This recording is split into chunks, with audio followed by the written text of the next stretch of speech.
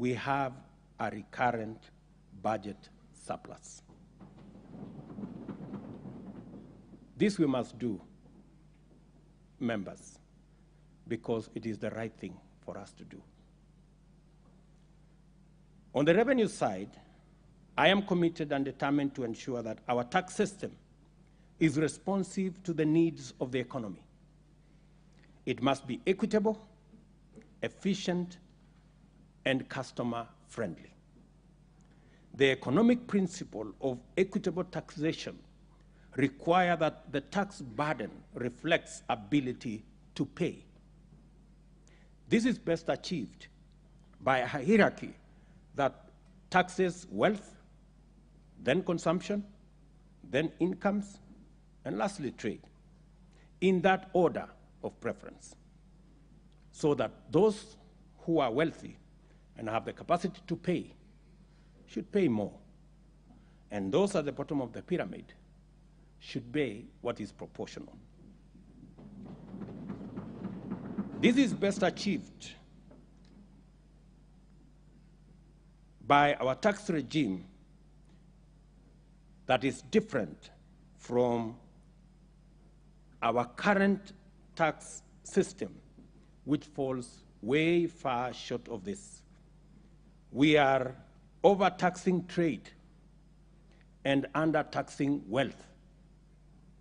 We will be proposing tax measures that begin to move us in the right direction.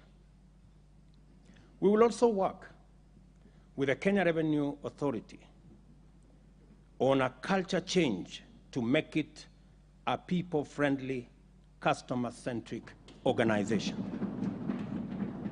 I am of the view that we should rename it the Kenya Revenue Service in line with the proposed transformation. The very large government borrowing requirements has also undermined the business sector contribution to national savings and investment efforts. These measures outlined above will also address the problem of government crowding out the private sector from the credit market. It will encourage banks to go back to lending to businesses and also bring down interest rates so that the private sector can also contribute to reducing the savings investment deficit. In many countries, social security, and particularly pension systems, contributes significantly to the national savings.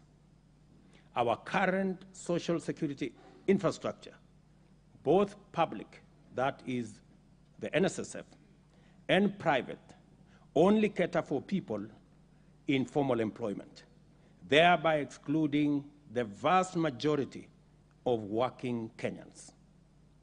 There is no retired Kenyan today who is living on their NSSF retirement benefits.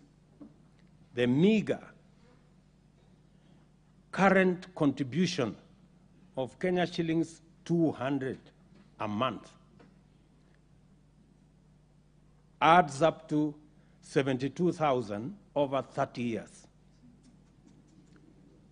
There is no rate of return on earth that can grow this into an adequate pension. I mean, we just have to be honest with ourselves. You cannot pretend that you are saving by saving 200 shillings. And it happens across board.